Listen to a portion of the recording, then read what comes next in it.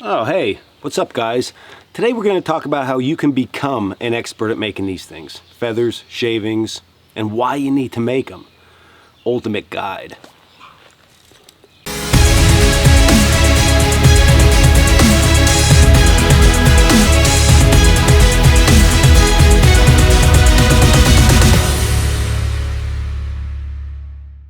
So looking at this, if you've never seen anything like this before, you might be thinking, well, what is this guy doing? Well, what we're doing is we're creating a feather stick here. Now, feathers, shavings, I use the term somewhat interchangeably. If you want to be real specific, a feather stick is a piece of wood that you create shavings on that you don't allow them to fall off.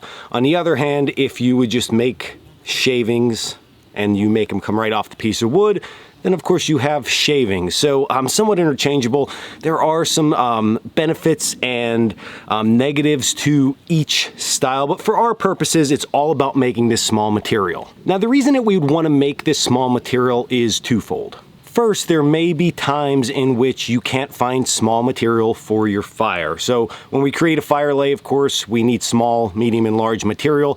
That small material that gets that flame to grow from something real small to something a little bit bigger is the most important part of your fire. And finding the right material is important. But if you are in an area that you can't find small stuff, you're going to need to create it. And that's where feathers and shavings come into play. You can really easily grab a stick, create the shavings, and then use those shavings in place of small material. So rather than collecting smalls out there and about, you just make them. The other cool thing about feathers and shavings is that in extremely wet conditions, be it rain, snow, wet snow, sleet, hail, whatever, you can find dry material. So nature provides everything. We just need to know how to tap into it. So you can take something like this, it can be drenched on the outside, but once we break it open, okay, on the inside it's going to be nice and dry, and there you go. You just created dry firewood for yourself, and knowing how to make that small wood might save your life or just make your camping trip that much better.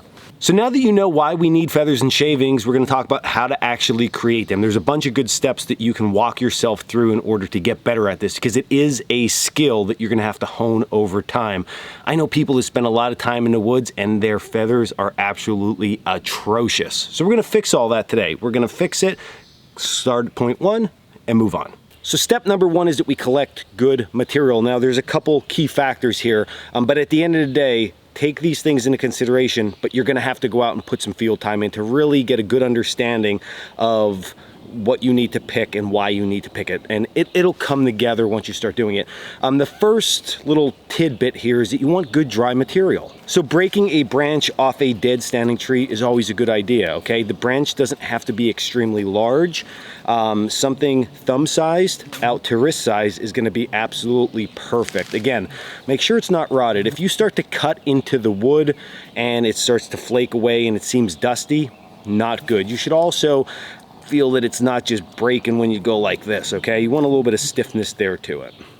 Okay, so the next key feature, once you pick your stick, and what you might realize really quickly is that you don't want any knots, okay? Knots are going to cause a problem when we are carving the material away from the stick itself. So any like Y parts of the branches, for how much we love those, heavy knots or anything like that, just stay away from that stuff. Probably pick a new stick. The other thing too is you don't want any sticks that have very hard or harsh bends in them, okay? The straighter, the better. So if you pick a stick that looks like this, although it's nice and dry, and you could create good shavings and feathers, for the beginner, I would say just go back to the drawing board and scratch this, okay? Pick a new stick. And speaking of drawing board, that's what we're gonna go to for the third thing. So we picked a good stick, and now you might be thinking, it's time to start cutting. But not that fast. First, we got to talk about what you should be cutting. So you have two options here. You can take your stick and you can baton it into 2 or 4 pieces. And the second option is to take the stick and literally just make a flat spot on it. Okay, so what's that going to do? Well, that's going to create a peak. Peaks are super, super important when it comes to creating feathers, okay? Flat areas, bad. Peaks, good. So if we take something like a stick, okay? Now this would be us looking at the stick like this, all right, round section, just so you know where I'm going with this. And we attempt to create a shaving, okay? We're gonna shave off this section and then this section, and then this section. And you sort of get my point, we keep on going. So as we keep on going, what is going to happen is we're going to get to the point where we just have a rounded stick with a flat top, okay?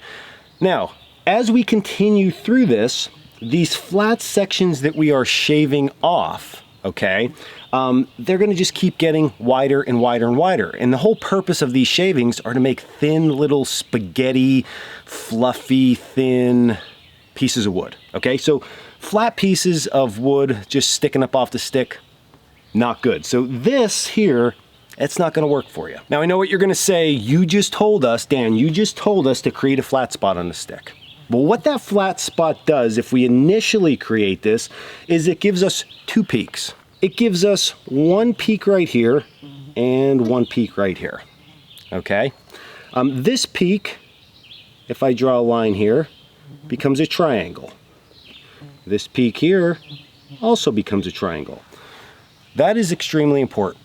We're going to utilize those peaks and cut them off every single feather. That's what's going to give us our nice, thin, small, spaghetti-like feathers. Now, why I said that you can also take a stick and you could baton it into 2 or 4 pieces is because if we do this, we end up with what?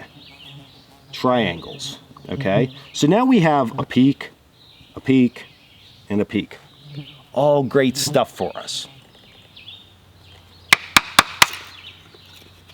And just like that, we created peaks. One peak here, one peak here, and one peak here. Okay, when it comes to cutting the actual feathers, what you're gonna think about with your blade is that you wanna start your cut down here and end at the tip. That is going to force your mind and body to work together and create more control through this process, which is extremely important. Once you realize that that's what you need to do, next we need to anchor our knife. What I have found that works the best is to utilize your leg, place your hand on your leg just like this, keep your blade facing forward, and now just stay very relaxed. Keep the knife stationary. All right, now the next part of this, knife stationary, okay? We want to make sure that the tip of the knife is back, okay? So just imagine this. Imagine that you're putting pressure on the front of your blade and it pushes back to the point that you feel like if it pushes any further, it's gonna fly out of your hand, okay? That's the position that we're gonna keep our knife in. We're gonna use the mechanical advantage of our bone structure for this, okay? Keeping the knife forward requires a lot more muscle power. Keeping it back like this, we can sort of stay relaxed. As long as we hold on a knife, the knife isn't going to move all that much. So my knife right where it's at is where it's gonna be. If it's forward and I get tired, this is gonna happen anyway. So let's just start in this position. Now, once that happens, we're gonna decide what peak we're gonna begin to cut and cut. But don't do it, not yet. What I want you to do is we need to find the exact grind angle on our knife, okay? So in my case, I'm using a Scandi grind for this. So rather than just guesstimating and taking a huge cut that would look, I'll mess it up, but something that would look like this, all right, which I see people do all the time. What I want you to do is get your knife in a position, hand on your knee, backwards in that position, and I want you to literally run your knife across and not make a cut. I know that sounds crazy, but I want you to do that 1 or 2 times and feel where your knife's at. Now slowly, we're going to rotate the blade downward. Now this is not slowly and minutely, okay? We want to just go here. Now we're going to do it again. We're going to rotate that blade downward, but this time I don't want you to touch the wood yet. I knife against the wood, but I don't want that blade to cut into the wood. So I want you to rotate down and come across. 2 more times. Now the next time I want you to go a little bit more, enough that you can feel it starting to touch the wood, all right, the edge, and you could see, hopefully on the camera, that there's these very minute, look at, little curls coming off, okay? All right, so now you have that angle. Now don't move your hand like I'm moving it, okay? Now that you have that angle, we're gonna add a little bit more angle. And what you're gonna start to see is we're gonna start to create feathers, okay? And feel free to cut those off. I'm a big fan of shavings, so just cut them right off. As long as you get this for fire starting, you're good. Okay, so we're going to continue this process. Now, what we don't want to do is keep going over the same path. Okay, you can get away with that 1 or 2 times. But what's going to happen is you're going to create a flat spot, and your feathers or shavings are going to keep getting fatter and wider. So every time that we come back, our knife is in place, it's anchored, the tip is back, we're working from this edge towards this edge in our head mentally, okay? What you want to do now is you want to slightly rotate the wood, okay? Because we want to find the next ridge that we talked about, or peak. So I rotate that, and then I'm going to cut. Okay, I come back, and I can rotate to the other side. Again, taking my time, getting nice shavings, okay? Now, as you go along with this, I'm rotating the wood and finding that angle. You can see that my knife is staying stationary. I'm pulling the piece of wood away, and we're creating very, very nice fine shavings. So shavings, feathers, great. Work on them all summer. Enjoy it at camp. Have a fun time with it. You get to play with your knife. You get to be outside. You get to make campfires. And by the time next winter rolls around, you don't have to worry about finding that small stuff anymore. You can just create it. So this was Dan Wolwack with Coalcracker Bushcraft. Hope you enjoyed this video. As always, check us out at coalcrackerbushcraft.com. And until the next video, stay in the woods.